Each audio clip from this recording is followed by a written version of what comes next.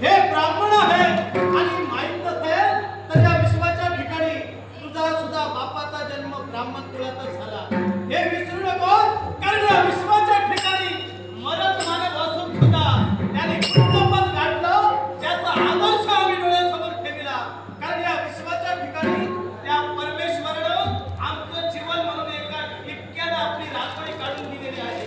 आणि ती रांगोळी आम्हाला कशी जोडायची आहे त्या रांगोळीत कोणते रंग भरायचा आहे हे आमच्या मानवांचा मूलभूत अधिकार आहे त्यावेळी देवता येऊन आम्हाला ते सूचित करतील आणि ते आम्ही भक्त म्हणून तुमचं ऐकून घेऊ अशातला प्रकार नव्हे तू माघारी जाऊ शकतो आता आपण बोलला तेही मला पटलं कारण तुम्ही जी रांगोळी घालता त्या रांगोळीमध्ये रात्रंदिवस तुम्ही रंग भरीत राहा अगदी मी जास्त दिवस रंग भरणारा नव्हे मी नेमके रंग भरतो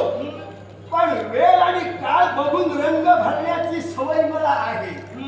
तुम्ही रंग भरता भरता किती दिवस तुम्हाला लागतील मी सांगू शकत नाही पण मी जो आलो आहे तो अनेक दिवसासाठी नाही क्षणात रंग भरण्यासाठी माझा मग क्षणात रंग तू भरणार आहे तर या विश्वाचा चित्रपट मुळात आधी तू पाहून घे कारण आताच कुठंतरी तुझा जन्म झाला या विश्वाच्या ठिकाणी तुझ्या अगोदर पासून राज दरबार मी सुरळीत चालवितो आहे आणि म्हणून ही प्रजा माझ्या नावाचा जय जयकार करत आहे ही माझी ख्याती कीर्ती आहे पण आपली प्रजा आपल्या नावाचा उगवलं करत आहे ही तुमची ख्याती कीर्ती आहे आता तुम्ही म्हटला तू आता तुझ्या जन्माला आलास विश्वाचा चित्रपट जरा पाहून घे राजे तुमची जर इच्छा अशी असेल मी विश्वाचा चित्रपट पाहणार आणि माझी ती इच्छा आहे पण मी जरी अमरेशाचा पुत्र असलो आणि तुम्ही जर राजे खरोखरच धार्मिक जर आहात मी किती अन्याय केला तरी मला चित्रपट पाहायचा आहे तुम्ही मला ठार मारता कामा नये पाप घेणार तुम्ही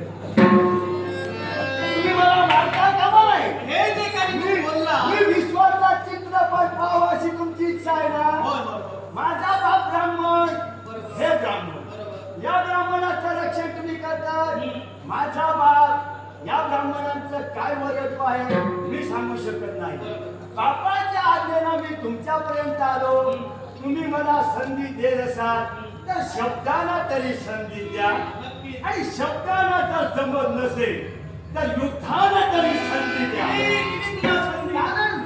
मी असं का बोललो मी याच्या अगोदर अनुभव घेतला मार्गाने येत असलेली बरीच संकट आली कारण जो माझ्या समोर जास्त बोलतो तो अजूनपर्यंत जीवनात माझं काय करू शकला नाही आणि माझं तर महत्वाचं सांगणं आहे जिथं जिथं मी जाणार आणि माझ्याबरोबर जो जास्त बोलत राहणार त्याला मी जीवनात काय साध्य करू देणारच नाही माझे शब्द आहे हा तुझा जर उद्देश असेल तर मी तुला एक सांगतोय कारण या विश्वाच्या ठिकाणी सुख आणि दुःख हे कोणी वाटून येत नसतं ते नशिबात असावं लागतं नशिबात जर का सुख आणि दुःख जर असेल तर तो परमेश्वर मला चांगलं फळ देतो आणि कर्म जर का तुला चांगलं असेल तर तुझ्या वाट्याला सुद्धा कर्म चांगलं देतो तू कर्म चांगलं कर मग जीवनाचा चित्रपट तू आरामात करू शकतो आता मी जे करतो आहे ते चांगलंच कर्म करणार आता माझ्या बापामुळे जर मी वाईट कर्म केलो माझ्या बापामुळे जर मी वाईट कर्म केलं तर माझ्या कर्माचं फळ मी भोगणार बरोबर आता तुमच्या बापाच्या आज्ञा तुम्ही मान्य केल्यानंतर यदा कदाचित तुमच्याकडून चुकाही घडली असेल यदा कदाचित चुकीमुळे तुमचं वाईट झालं असेल तर वाईट झालं असेल तर बापाच्या शब्दासाठी ते वाईट घडणार पण माझं जर वाईट घडलं तर माझ्या बापाच्या इच्छेसाठी मी मरणार माझ्या बापाच्या इच्छेसाठी मी गेलो तुम्हाला त्याचं सुख दुःख काय आहे मग तू जर तुझ्या बापासाठी मरत असशील तर मी माझ्या प्रजाजनांसाठी झटतोय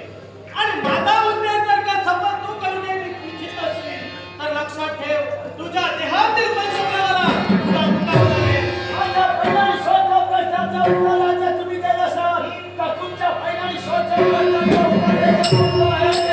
याला तरी कामं म्हणला तर कसा शेवटचा दिवस बदलायचा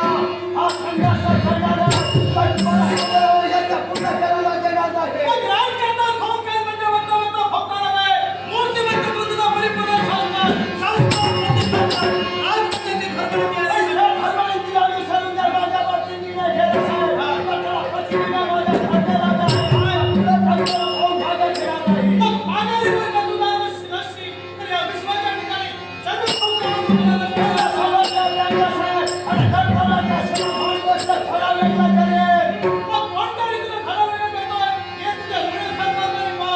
तात्काळ शेतकऱ्यांना अरे काय केलं गदाला? आपल्या मुखात बोलवण्याचे आणि मुलापासून खेळून गेले सर. आधी नव्हती करून खायच्यापूर्वी तुझे कोणी हौकत द्यावं म्हणून